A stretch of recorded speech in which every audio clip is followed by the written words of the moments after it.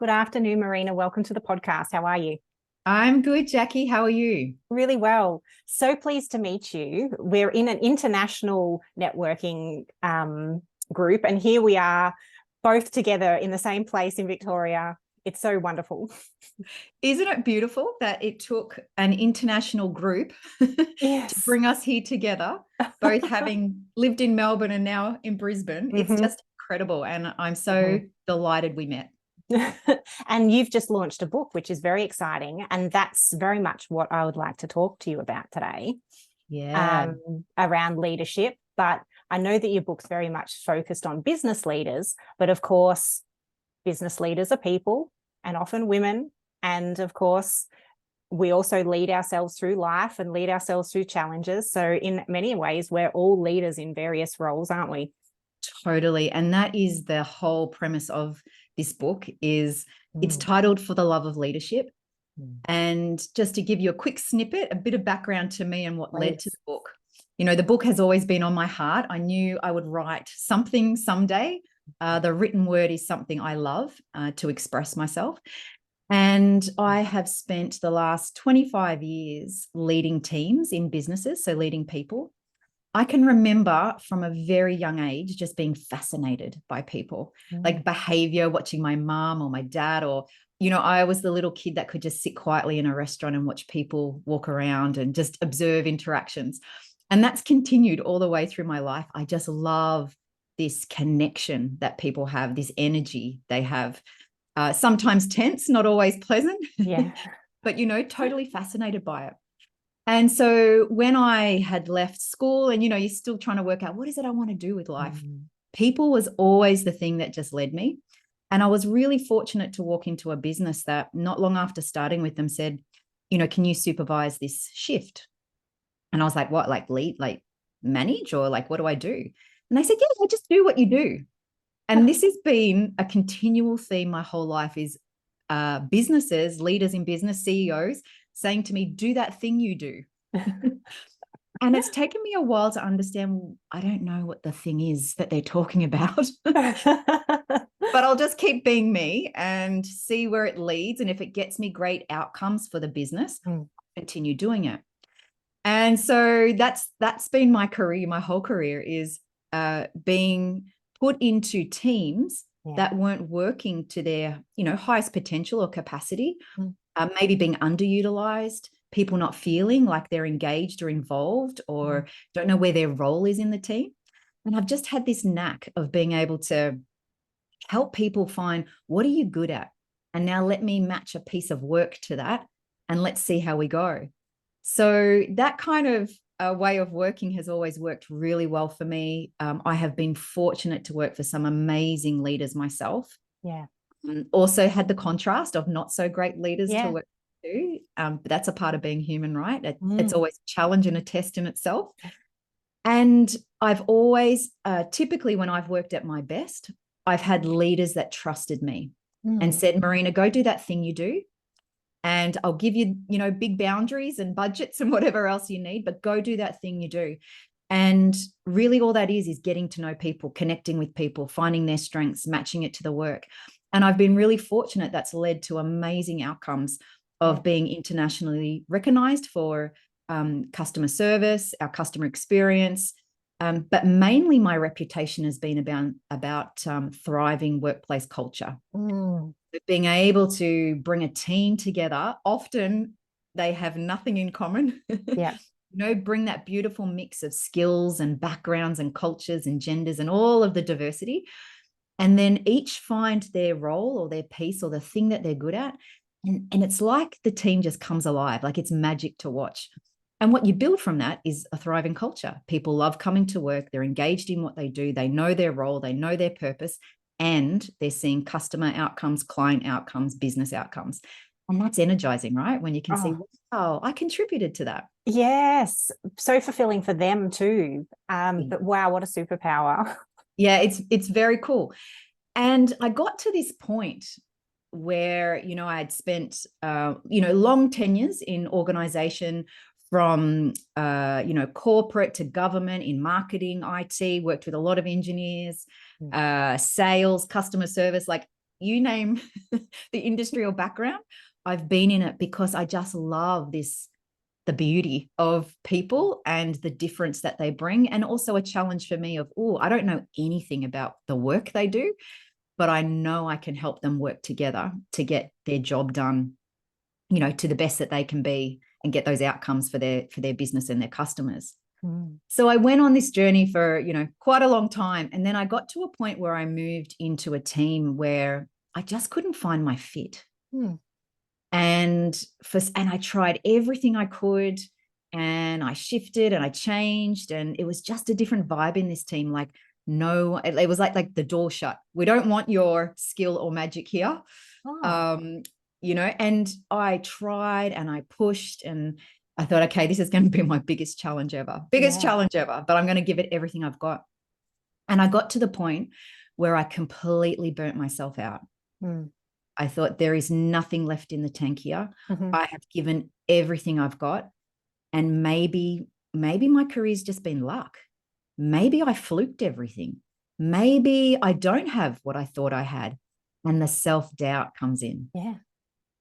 And you open the door to doubting yourself. You lose confidence. My self-esteem went down. Oh my gosh, maybe those awards were just luck. Like, maybe it was just, you know, people haven't seen the real me, or who am I? Like, you go into this big whirlwind of everything just started falling down around me. My health suffered. I increased my alcohol consumption, got into a lot more unhealthy foods. Exercise stopped. I stopped socializing. I started to withdraw. And, you know, my beautiful husband of 25 years, and I have 3 gorgeous adult children, we're just like, what is happening? Like, this is the person in our life that comes to help us when stuff's going on in our life. What do we do?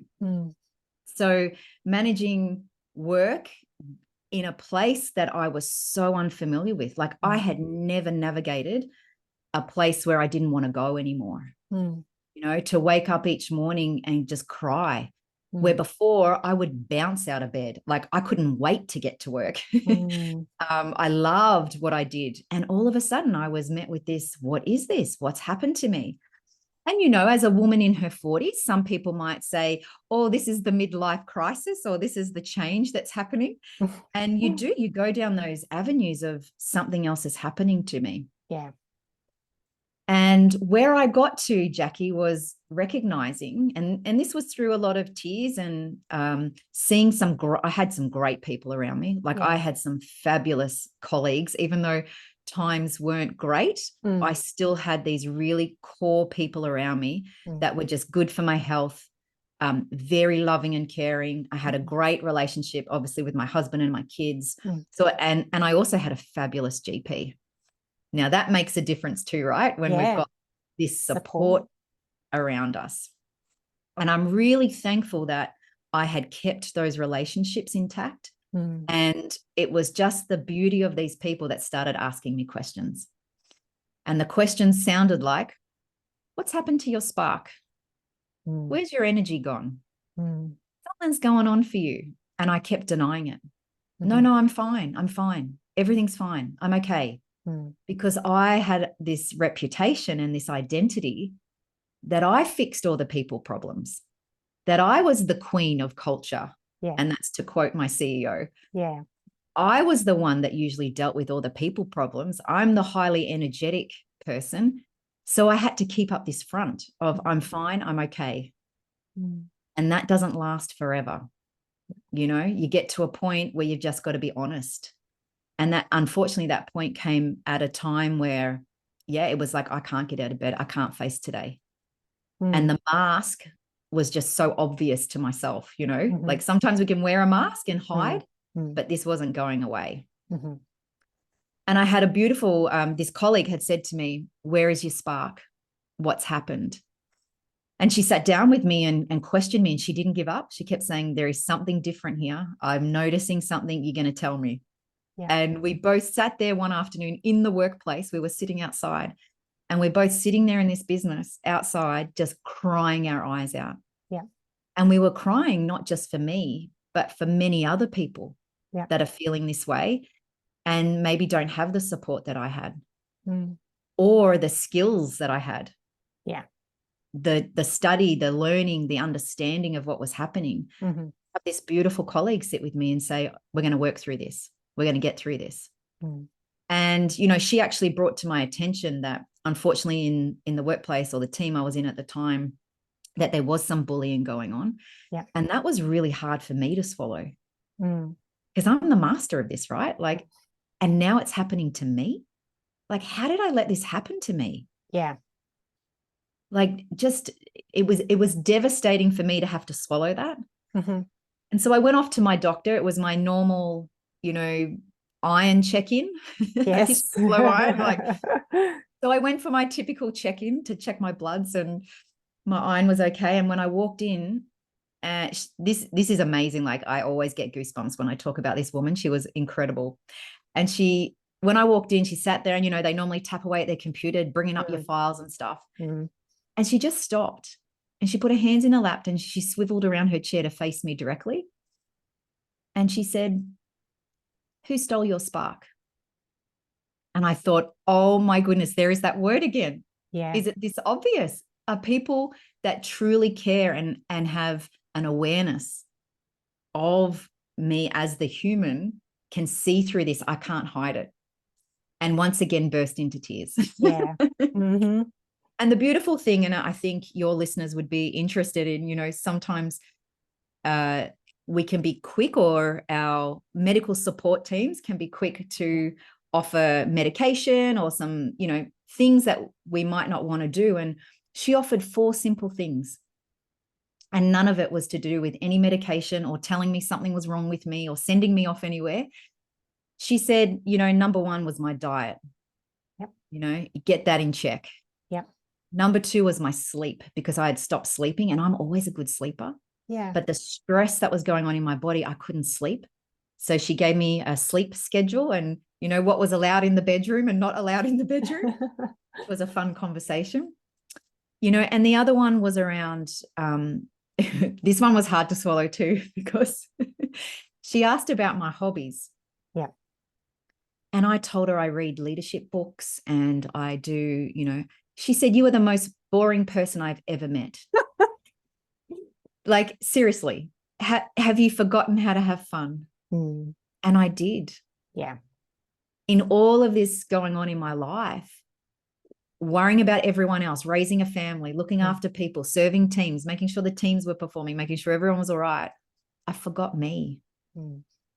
And that was the biggest learning in all of this. The crux of it was I forgot to love myself. Mm-hmm. I forgot to take care of myself. And it got to the point where I felt guilty for having fun, guilty for taking care of myself. Like, I have to worry about everyone else. Yeah. And getting lost in that world. And most of all, at the end of it was, you know, about having rest. Rest was the biggest thing that she could, you know, share with me, is go and have some rest. And she said, take a month off work. Mm-hmm. That she actually had to give me a very stern talking to because I was so tired and just drained, and my brain just wasn't working properly, you know. And even for her to say, you have to take a month off work, I said, no, I can't. No, I've got this thing to do tomorrow. She's like, Mareena, look at you. You have no energy. You have to take a month off work. And so I did. And it was the best thing I ever did. Yeah. And it was just getting out in nature, going for walks, eating great food. I was really fortunate that my hubby could take some time off during that time. Mm. And we did some trips to the country, stayed overnight in places. And I just relearned about myself, what I loved, you know, having sleep-ins, which I would never do, or, you know, just being, just taking time to be and remember who I am. And it was a really beautiful time. And I'm forever grateful to have, one, the work colleague, two, the family around me, but also that GP who taught me that I have everything I need within me.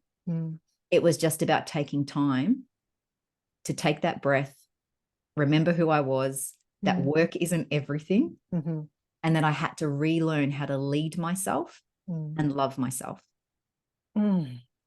Wow. I mean, there's so many things that we could dive into in that. But it's also like just this slow descent down this rabbit hole that you were going down. And yeah, thank God you did have the support and the resources around you, because how many people even have a GP that they see more than once these days? Like, it's just, you get a different person every time and they have your records. Yeah. What well, blessing. But again, a lot of it were your own resources that you were able to pull on as well. So, and yes. I think that's one of the key pieces too, Jackie, that you reminded me of, is relationships. You know, and relationships in our life are so important. And even having that relationship with a medical support team. And, you know, finding her wasn't, in the first place, like, I didn't know I would need her for this occasion. No.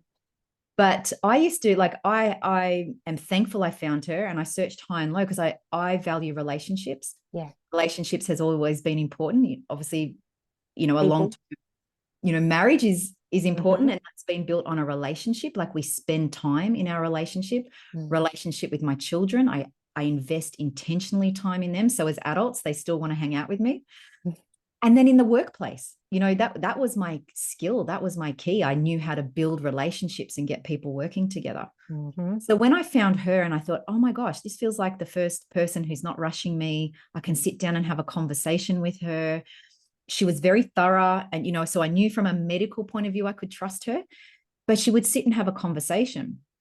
And so each year I would just go into her, and as a joke, because I'm very fortunate to have great health, typically, I would go in and say, tell me how healthy I am this year. And I always just made sure every 6 to 12 months, I always went in for a checkup, just for her to prove to me how healthy I was. And we used to kind of laugh about it. So in this time when I've gone in, when I needed her most, we had a relationship. So she could sense who stole your spark. She could sense that. And it is like, now I look in hindsight at that, just that relationship alone, just how important it is for us just to keep, we don't have to be friends with everyone and don't have to have a deep relationship or share everything with everyone. Who are those core people that you can count on when you need them most? They can count on you, but making sure you've got your own setup. And maybe I didn't know I was going to end up in this situation. I had no idea this was on the cards. Like, I am the least likely person that would happen to. But landing there, it was just a soft place to land and hold me and nurture during that time. And I think that's a really important thing, is invest time in those core relationships. Be everything to everyone. Who are your core, and nurture them. Yeah. Yes. So good. And the people that you had nurtured also had relationships with you such that they could call you out, because I think if you had said, yes, I'm fine, and there'd be plenty of people that would just be like, oh yeah, okay, and not pushed. Yeah. I get chills all over my body when you said that, because you know, often we talk about in workplaces or sporting groups, or you'll see it everywhere now, you know, talking about mental health and the importance of our mental health. Many of us are actually brave enough to have that conversation. How many would actually sit there and say, come on, tell me the truth? What's really happening? Are you really okay? And I am so thankful for that work colleague. Again, as you said, I nurtured a relationship with her. She counted on me for certain things that she was going through, but it was reciprocal. So I knew, so it was always giving and receiving, an equal relationship of giving and receiving. Not keeping score of who's given more in it. It's not like that. But I knew that if, you know, now I look back too, I thought, of course, she was going to be that person for me. Because if you look at the way we've always worked together, it's always been a reciprocal, warm relationship. All right. So support is certainly key. And then coming back to a lot of the basics too, isn't it? Like, really self-love and allowing yourself to look after yourself. And I guess when we get into a challenge, and you said the exact thing that I think a lot of women think about, how did I let this happen to me? When we get into something challenging, of course, we blame ourselves, and then we feel guilty that we need rest. We feel guilty that we need care. We don't want to burden anyone else. But that's not going to help us get through a challenge, is it? No. It is so painful. I would have to say it was one of the most painful experiences of my life, yet the most freeing, the most powerful, and one I look back on now and think I'm really grateful. I'm really grateful I hit that rock bottom. And it's one of the reasons what led me. My heart was saying, you've got to share this, Mareena. You have to share this. Because I don't think it's a road that everyone has to travel. But if someone like me, who had this reputation of, you know, human behavior expert, building high cultures, award-winning, internationally recognized, can hit rock bottom, learn from me. Learn from me. But it was painful because of the pain I put on myself. The expectation I put on myself. And you mentioned a word that's really become something that I hold as a bit of a mantle or a saying now in my life, and that is allow myself to be helped. Allow myself to receive. I was so good at giving. Oh my gosh. I would give and give and give and give to everyone and anyone. And I loved it. And in all honesty, you got a lot from that. Yes, I got a lot back from that. I loved it. It gave me energy to see other people grow and thrive and help them through challenges. Oh my gosh, it gave me so much energy. I loved it. But I'm human too. And I needed to realize that I have to receive that back from other people. I have to allow my colleagues to help me. I have to allow my husband, my partner, my friend, whoever in your life, allow them to help you. It is not a sign of weakness. And that's how I was seeing it. I was guilty because I was, I was at a point where I can't actually work.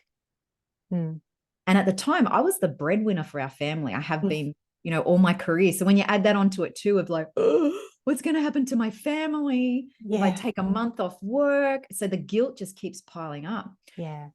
Until you breathe. I took a deep breath then naturally. But that's what I did at the time, was just take a deep breath and realize, no, this time is my time. This is my time. And it's okay. And actually what we start to realize when we allow others in, when we allow others to love us, when we allow ourselves to be loved, then we see the joy that it actually gives them. So there's this amazing magical thing that goes on where you're guilty for asking for help or needing help because you don't even want to get out of bed. And then when you allow others in to help you, my goodness, you watch them. They were falling over themselves to help me. And these are my team members. These were people from my past in teams. These were previous leaders, anyone that had maybe, because I was quiet about this at the start too. I didn't want to tell anyone. I was full of shame. Oh, the shame. Oh my gosh. And my whole identity as it's falling away, who am I? Once I allowed people to know or hear about it or ask, can I help you? Once I allowed that and got rid of this, it is ego, my ego of shame and doubt, and I'm not a good person. And it was, all must have been, just luck that brought this my way. Once you let all of that go, all of that self-doubt go, and just go, you know what? I deserve to be loved. And I'm going to allow these people to love me. And I'm going to allow them to give back to me what I've given them all these years. The joy that it brings them to think that they're contributing and helping and looking at me like, oh my gosh, I've always wanted a way that I could not pay me back, but give back. And even my family, even my kids, to think, oh my gosh, mum's human.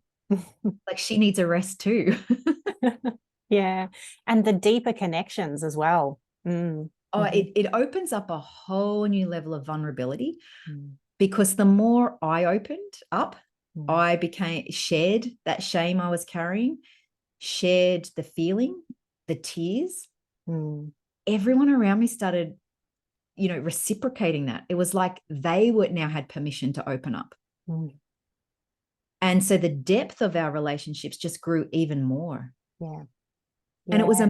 amazing, even in the workplace, when I was able to share this and not feel so shameful about it, Mm. that other people could say, oh my gosh, I feel like that too.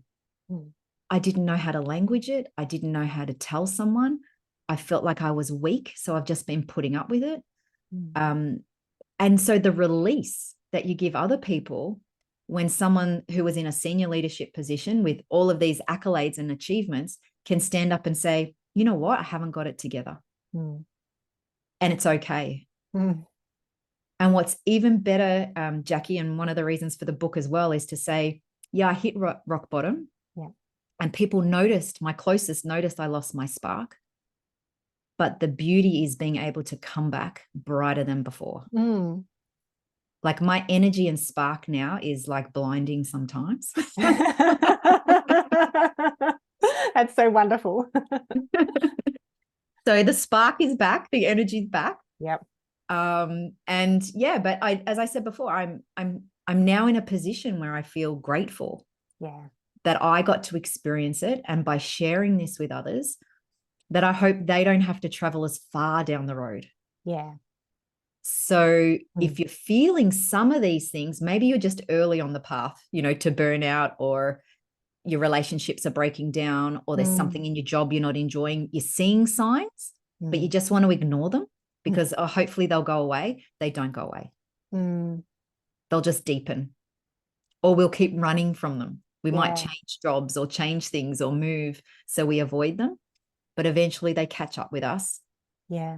And when we've got those great supports around us where we can have those conversations, be vulnerable, share who we are as a human, get that help, allow that help in, then we can overcome them. Then we can come back brighter than before.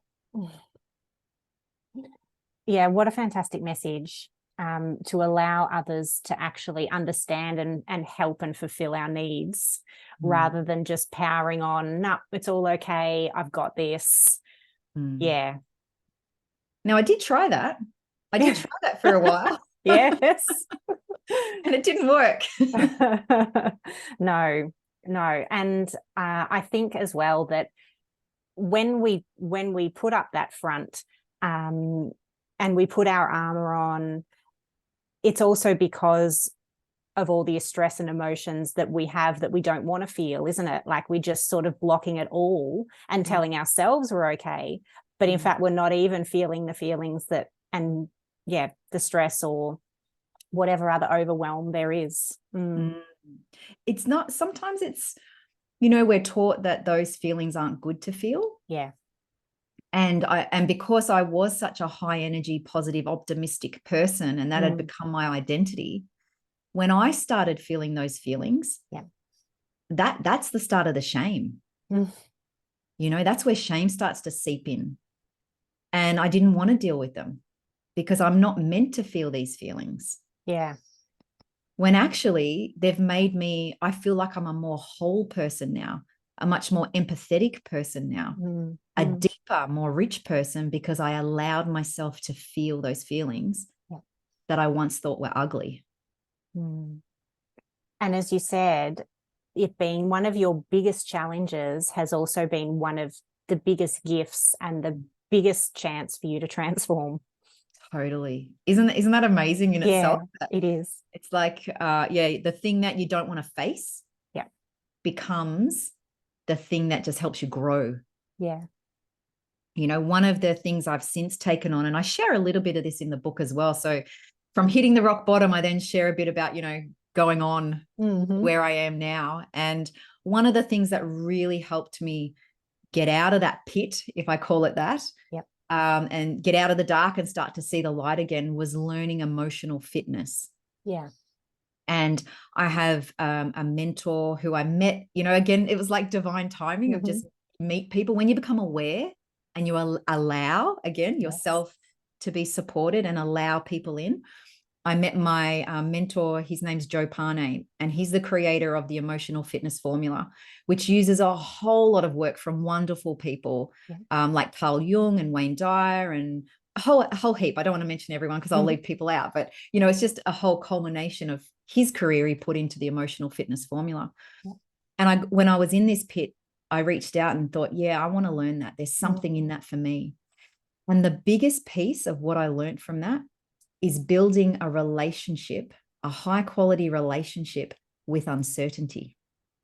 Now, I never knew you could build a relationship with uncertainty. Yeah. But when you think about what happened to me, before we grow, there typically is some sort of uncertainty. Yeah. It's like a crisis, and sometimes it doesn't have to be as extreme as a crisis. It felt like that for me. But it was a road I had never traveled before, this type of uncertainty. Yeah. I didn't know how to handle it. And so the learning emotional fitness has now given me this language and this ability to recognize, the reason I'm feeling these feelings is uncertainty. I've never been here before. But if I allow these feelings and I allow the uncertainty to happen, I know I'm going to grow. Because what's on the other side of this uncertainty is growth. And if we think back, like even for your listeners to think back to the last, you know, think to their last time they really felt growth. Or they achieved something. Whatever it might be, there'll be something that pops into your mind.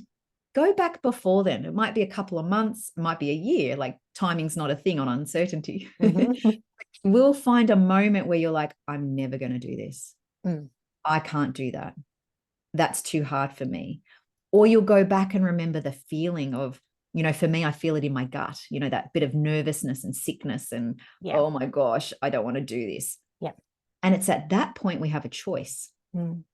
We either go back to how we were, this is all too much, or we say, you know what, I'm going to get my support team, I'm going to get the people around me that I need, and I'm going to go through this challenge. I'm going to go through this uncertainty. I'm going to look after myself through this uncertainty. But on the other side, I know there's growth.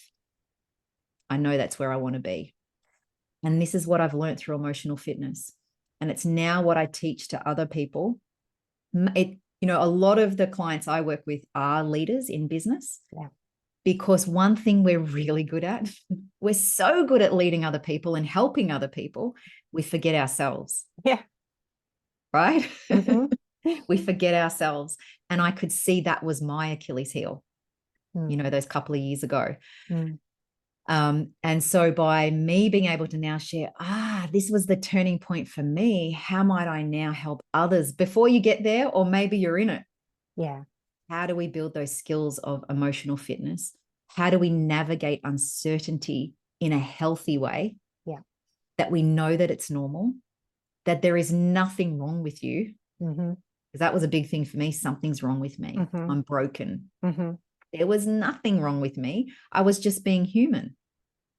But I didn't have the tools to drive the human because I had never navigated that before. Yes. And I mean, we don't come with a manual, do we? Like, we don't know.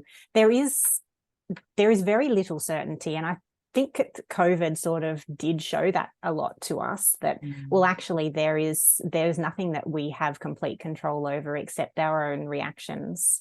And I really like, and I think we need to put a pin in it very much around this uncertainty piece, because even reflecting, as you said, to do, I think that when I am anxious about something, I run towards it because I know it's important and I know I have to face that.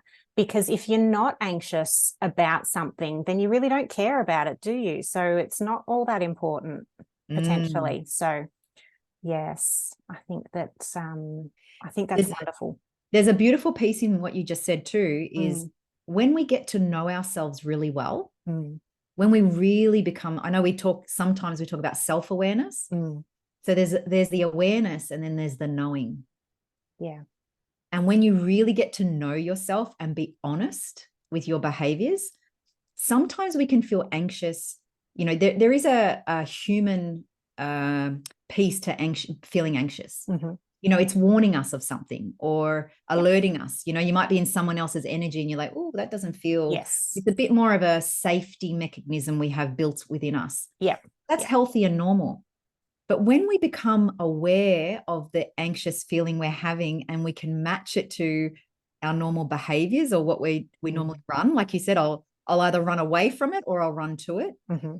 Then we can be really honest and say, this is my avoidance strategy, my procrastination strategy. Yeah. This is my not wanting to fail, my perfectionist strategy. And I think that's a really key piece when we become so honest with ourselves. Like sometimes I'm so honest with myself, I'm embarrassed. Now I love it because I think, okay, now you're honest, Mareena, you can move on. You can go do that thing. You've been honest. You've let it out. It's not always with someone else. It's just usually with myself. To yourself. Yeah. Yeah. Mareena, tell us where we can get the book and where people can find you so that they can dive in more, learn from you, work with you if they want to. Oh, I love that. So the book is available on Amazon. So you can go into Amazon For the Love of Leadership. Very easy to find.